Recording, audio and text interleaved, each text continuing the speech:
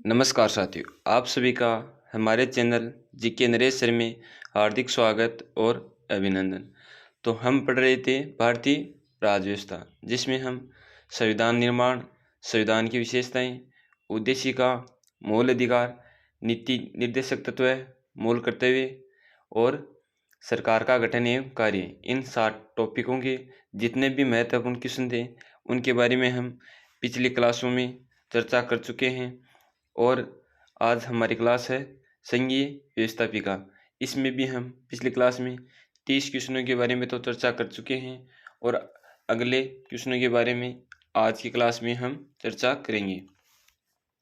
तो आज का हमारा पहला क्वेश्चन है कि निम्नलिखित में से कौन सी भारतीय संसद की वित्तीय समितियां हैं? प्राक्कलन समिति, लोक लेखा समिति, लोक उपक्रम समिति या संसद सदस्यों के वेतन तथा भत्तों संबंधी संयुक्त समिति। तो इसमें कौन सा होगा? तो इसमें हो जाएगा हमारा ऑप्शन नंबर 3, प्राक्कलन समिति, लोक लेखा समिति, लोक उपक्रम समिति। तो 1, 2 और 3, जो कि ऑप्शन 3 में दे रखा है। फिर है क्वेश्चन नंबर नेक्स्ट हमारा कि संसद में आधिकारिक विपक्षी समूह के रूप में मान्यता प्राप्त करने के लिए उसके कितने सदस्य होने चाहिए? कुल सदस्य संख्या का 1/3 या कुल सदस्य संख्या का 1/4 या कुल सदस्य संख्या का 1/6 भाग या फिर कुल सदस्य संख्या का 1/10वां भाग। तो इसमें हो जाएगा ऑप्शन नंबर 4, कुल सदस्य संख्या का 1/10वां भाग। संसद में आधिकारिक विपक्षी समूह के रूप में मान्यता प्राप्त करने के लिए सदस्यों की संख्या कुल सदस्य संख्या का कम से कम 1/10 भाग होना चाहिए। तो इसमें हो जाएगा ऑप्शन नंबर 4 बिल्कुल सही है। फिर है क्वेश्चन नंबर नेक्स्ट हमारा कि संसद में प्रश्नकाल के समय किस प्रकार के प्रश्न पूछे जाते हैं? तो अतारांकित प्रश्न या फिर तारांकित प्रश्न या फिर 1 व 2 या फिर कोई नहीं। तो इसमें हो जाएगा हमारा ऑप्शन नंबर 3, 1 व 2। प्रश्नकाल में दोनों ही प्रकार के प्रश्न पूछे जाते हैं। तो तारांकित प्रश्न तो वे प्रश्न होते हैं जिनके उत्तर मौखिक रूप से दिए जाते हैं और अतारांकित प्रश्न वे होते हैं जिनके उत्तर लिखित में दिए जाते हैं। तो इसका हो जाएगा हमारा ऑप्शन नंबर 3 बिल्कुल सही है। फिर है क्वेश्चन नंबर नेक्स्ट हमारा कि संसद के प्रश्नकाल सत्र के संबंध में 1 और 2 खतरों पर विचार कीजिए और निम्नलिखित विकल्पों में से सही विकल्प का चयन करें। तो हमारा पहला विकल्प है कि संसद सरकार के कामकाज के विषय में जानकारी प्राप्त करती है।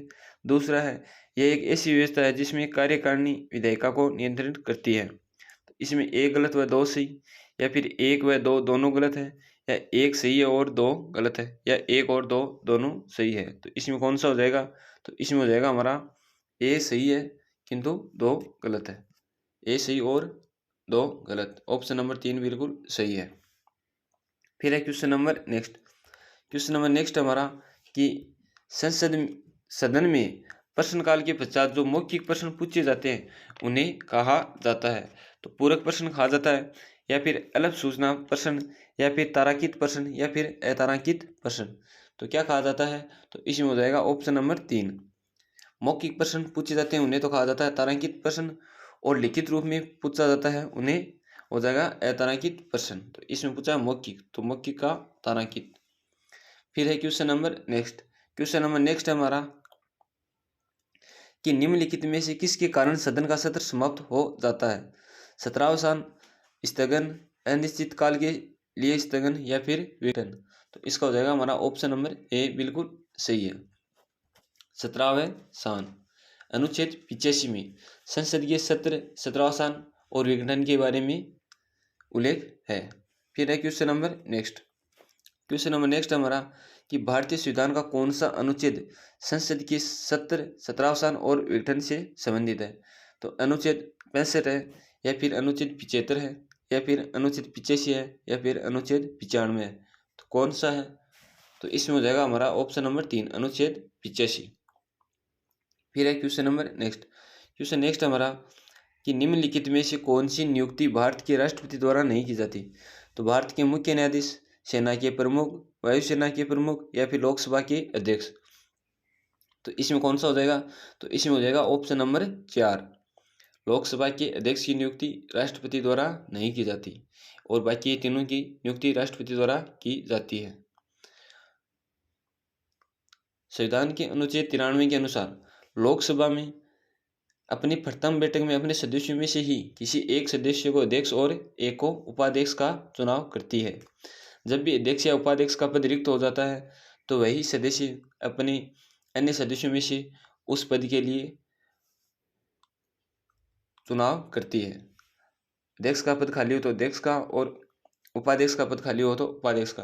तो इसका उल्लेख किस अनुच्छेद में है? तो इसका अनुच्छेद में है 93 में। किसका? लोकसभा के अध्यक्ष का। तो इसमें पूछा राष्ट्रपति द्वारा नहीं की जाती तो लोकसभा के अध्यक्ष की। फिर है question number next. Question next हमारा कि राज्यसभा में अधिकतम हो सकते हैं 225 सदस्य, 235 सदस्य या फिर 250 सदस्य या फिर 260 सदस्य। तो कितने हो सकते हैं? तो राज्यसभा में अधिकतम सदस्य हो सकते हैं 250। तो इसका हो जाएगा ऑप्शन नंबर 3 बिल्कुल सही है। राज्यसभा में अधिकतम सदस्य संख्या कितनी है? 250, जिसमें 238 तो राज्य व संघ क्षेत्रों से चुने जाते हैं और 12 सदस्यों को राष्ट्रपति द्वारा मनोनीत किया जाता है। फिर है question number next. Question next हमारा कि राज्यसभा का पूर्ववर्ती सदन था तो सेंट्रल काउंसिल या फिर चैम्बर ऑफ प्रिंसेस या फिर सेंट्रल लेजिस्लेटिव काउंसिल या फिर काउंसिल ऑफ स्टेट। तो इसका हो जाएगा हमारा option number 4 council of state. फिर है क्वेश्चन नंबर नेक्स्ट कि राज्यसभा कब भंग होती है? 6 साल बाद, 5 साल बाद या फिर संकट काल में या कभी नहीं।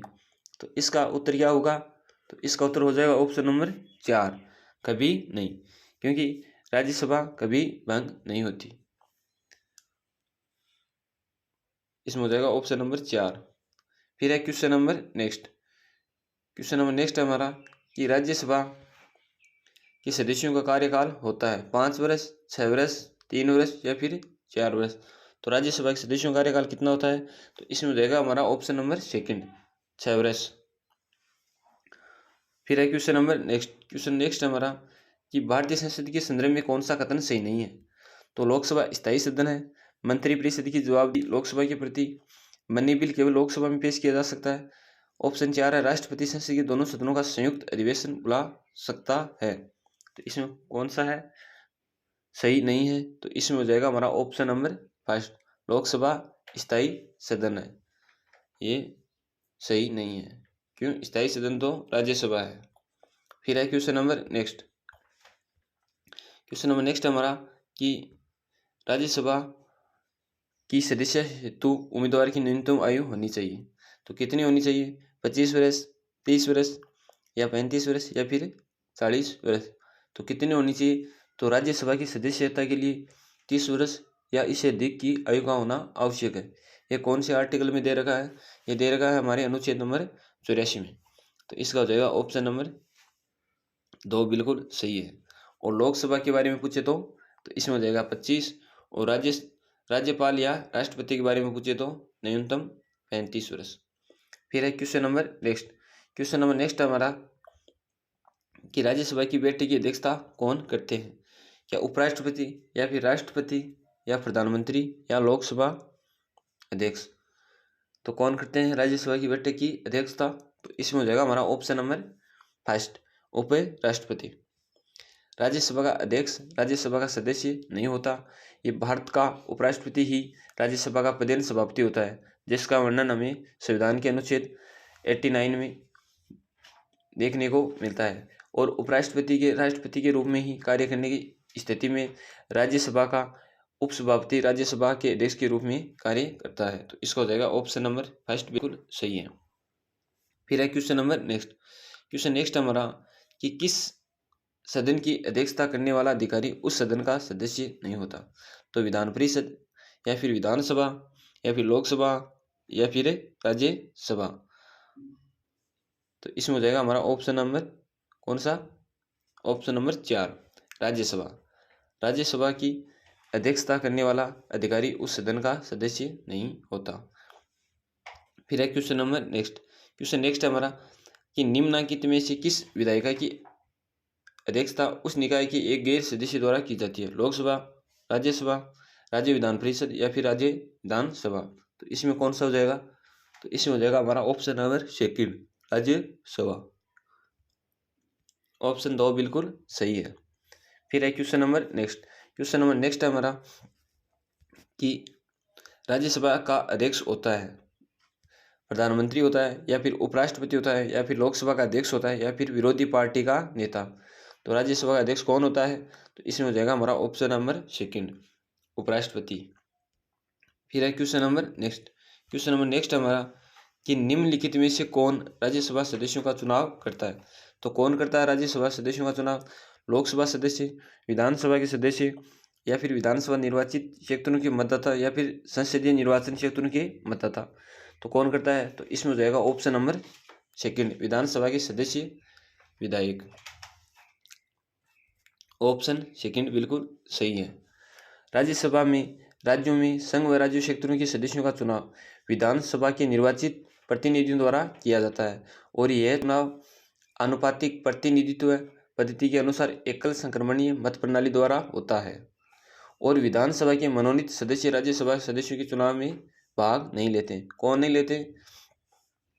विधानसभा के मनोनीत, केवल निर्वाचित सदस्य ही भाग लेते हैं राज्यसभा के चुनाव में। तो इसमें हो जाएगा ऑप्शन सेकंड। फिर है question number next. Question next हमारा कि राज्यसभा में आवंटित स्थानों के संबंध में निम्नलिखित में से कौन सा सम्मिलित नहीं है? असम में 7, केरल में 10, गोवा में 1 और छत्तीसगढ़ में 5। तो कौन सा सम्मिलित नहीं है? तो इसमें हो जाएगा हमारा ऑप्शन नंबर सेकंड, केरल में यहाँ 10 दे रखा जो कि सही नहीं है। असम में 7 बिल्कुल सही है, गोवा में 1 ये भी सही है और छत्तीसगढ़ में 5 ये भी सही है, लेकिन केरल में 10 नहीं बल्कि यहाँ है 9। तो इसमें हो जाएगा हमारा ऑप्शन नंबर सेकंड। फिर है question number next. Question number next है हमारा कि राज्यसभा के मनोनीत सदस्यों के विशेष ज्ञान के संदर्भ में संविधान में वर्णित सही समूह है। तो कौन सा है? साहित्य, संस्कृति, विज्ञान, वाणिज्य या फिर कला, साहित्य, समाज सेवा विज्ञान या फिर साहित्य, कला, संस्कृति विज्ञान या फिर साहित्य, विज्ञान, कला, समाज सेवा। तो इसमें कौन सा होगा? तो इसमें होगा हमारा ऑप्शन नंबर 4, साहित्य आएगा, फिर विज्ञान, फिर कला, फिर समाज सेवा। तो 4 नंबर बिल्कुल सही है। राज्यसभा के सदस्य अप्रत्यक्ष निर्वाचन से राज्य एवं केंद्र शासित प्रदेशों के क्षेत्रों से चुने जाते हैं। इसके कुल सदस्य कितने होते हैं?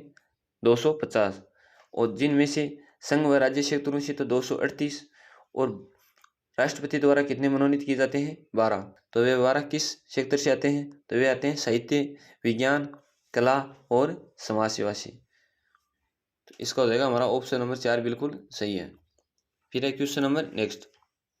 क्वेश्चन नेक्स्ट है हमारा कि राज्यसभा में राष्ट्रपति द्वारा कितने सदस्य मनोनीत किए जाते हैं? 12, 15, 10 या फिर 14। तो कितने किए जाते हैं? तो ये किए जाते हैं 12। तो इसमें हो जाएगा ऑप्शन नंबर ए बिल्कुल सही है। और राज्यसभा का उल्लेख संविधान के किस अनुच्छेद में है? तो राज्यसभा का है अनुच्छेद 80 में। फिर है question number next. Question number next हमारा इस संविधान के कौन से 2 अनुच्छेद के तहत राज्यसभा को 2 विशेष अधिकार प्राप्त है? तो कौन से अनुच्छेद के तहत है? अनुच्छेद 230 तथा 248 या फिर अनुच्छेद 245 तथा 300 या फिर अनुच्छेद 249 तथा 312 या फिर अनुच्छेद 248 तथा 302। तो इसमें हो जाएगा हमारा ऑप्शन नंबर 3, अनुच्छेद 249 तथा अनुच्छेद 312। तो अनुच्छेद 249 में तो क्या दे रखा है? अनुच्छेद 249 में तो ये दे रखा है कि राज्यसभा अपने 2/3 बहुमत से किसी भी विषय को राष्ट्रीय महत्व का घोषित कर सकती है, तो उसी संसद उस विषय पर विधि बनाने का अधिकार देती है। फिर है अनुच्छेद 312। तो 312 में ये दे रखा है कि राज्यसभा में उपस्थित एवं मतदान करने वाले सदस्यों के कम से कम 2/3 सदस्यों के बहुमत से अखिल भारतीय सेवा का गठन किया जा सकता है। फिर है question number next. Question number next हमारा कि दिल्ली के अलावा अन्य संघीय क्षेत्रों से लोकसभा के लिए निर्वाचित होने वाले वास्तविक लोकसभा सदस्यों की संख्या कितनी है?